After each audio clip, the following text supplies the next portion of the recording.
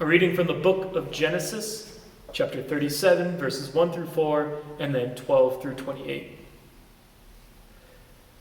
Jacob settled in the land where his father had lived as an alien, the land of Canaan. This is the story of the family of Jacob. Joseph, being 17 years old, was shepherding the flocks with his brothers.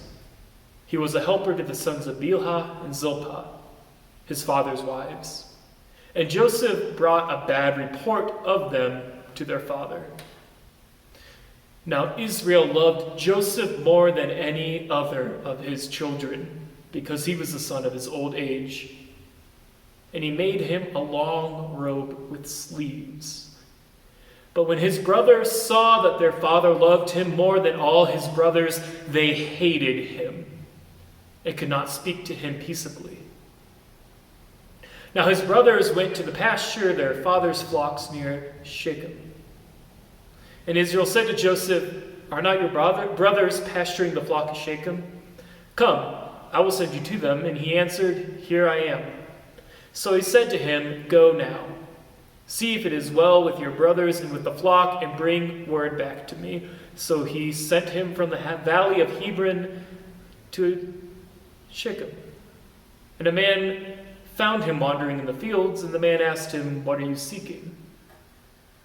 "I am seeking my brothers," he said. "Tell me, please, where they are pasturing the flock." The man said, "They have gone away, for I heard them saying, 'Let us go to Dothan.'" So Joseph went after his brothers and found them at Dothan. They saw him from a distance, and before he came near to them, they conspired to kill him. They said to one another, "Here comes the dreamer. Come now, let us kill him and throw him into one of the pits, and then we shall say that a wild animal has devoured him, and we shall see what will become of his dreams." But when Reuben heard it, he delivered him out of their hands, saying, "Let us not take his life." Reuben said to him, "Shed no blood, throw him into the pit here in the wilderness, but lay no hand on him, so that he might rescue him out of their hand and restore him to his father." So when Joseph came to his brothers, they stripped him of his robe, the long robe with the sleeves that he wore, and they took him and threw him into the pit. The pit was empty, there was no water in it. And then they sat down to eat. And looking up, they saw a caravan of Ishmaelites coming from Gilead, with their camels carrying gum and balm and resin on their way to carry it down to Egypt. Then Judah said to his brothers, "What profit is it if we kill our brother and conceal his blood? Come, let us sell him to the Ishmaelites and not lay a hand on him, for he is our brother, our own flesh." And his brothers agreed. When some Midianite traders passed by, they drew Joseph up, lifting him out of the pit, and sold him to the Ishmaelites for 20 pieces of silver. And they took Joseph to Egypt. It's the word of the Lord for the people of God. Thanks be to God. The Bible is a book filled with tragedies. Lamentations and many of the Psalms witness fully to the grief of a devastated people. Job loses everything. Jacob betrays his brother Esau. Hagar is abandoned. Jesus is betrayed, mocked, and crucified. The story of Joseph is especially tragic as it is a story of family conflict, family betrayal, a family torn apart because of a father's love for one child over and above the others. In fact, Jacob's kids fall victim to the same sort of narratives and conflicts that occurred between Jacob and Esau, that occurred between Cain and Abel. Stories, narratives, and patterns can have a deep hold over us. Even patterns and narratives that are hidden and unknown to us have some power over us. We are not totally beholden to this power, not totally beholden to these narratives and patterns. We can break free, but they do have power over us, especially if we do not understand the patterns that are there or where the patterns have originated from. Now, not all patterns and narratives are bad. For instance, Maybe somebody's great-grandfather was a firefighter, and their son was a firefighter, and their son was an EMS, and their son works with firefighter crews to improve response times using technology. It's a pattern of careers that is involved with emergency health and rescue services, and it's a pattern that is very helpful, even constructive. Sometimes patterns and narratives give us identity, but sometimes that identity and the patterns and narratives can be bad.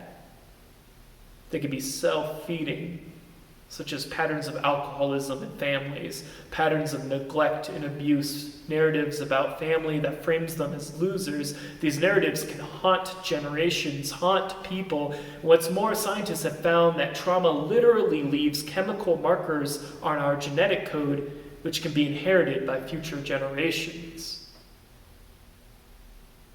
I imagine that this is partially the case in the story of Joseph and his brothers. Painted by hidden narratives of family fighting, of fathers loving their youngest son best, of betrayal, Joseph's brothers could not even speak to him peaceably because Jacob loves Joseph best. Joseph is favored by his father to the point where his father makes him a beautiful robe with long sleeves, which has dramatically been reimagined as an amazing Technicolor Dreamcoat by Tim Rice and Andrew Lloyd Webber. What's more, Joseph has given a bad report of his brother's shepherding. Is this report warranted? We don't really know. It doesn't explicitly say, but I imagine that with the way they treat their brother, this report may have been justified. And behind them all is the hidden narratives and patterns, a generational backdrop, and the brothers of Joseph plot to kill him. Unable to cope with his thriving, perhaps seeing him as a threat, angry, jealous, they plot to kill him. The eldest brother, Reuben, decides that because this is their brother they are dealing with, they should not kill him. They should not shed the blood of their own family. But also Reuben decided this because he wanted his father's favor for saving Joseph. And rather, the brothers decide to sell their own kin into slavery. They kick the ball down the field and they supplant the atrocity of murder for the atrocity of selling their own brother into slavery, as if that act of moral degradation was any degree better. As if selling your brother's life isn't a form of ending it.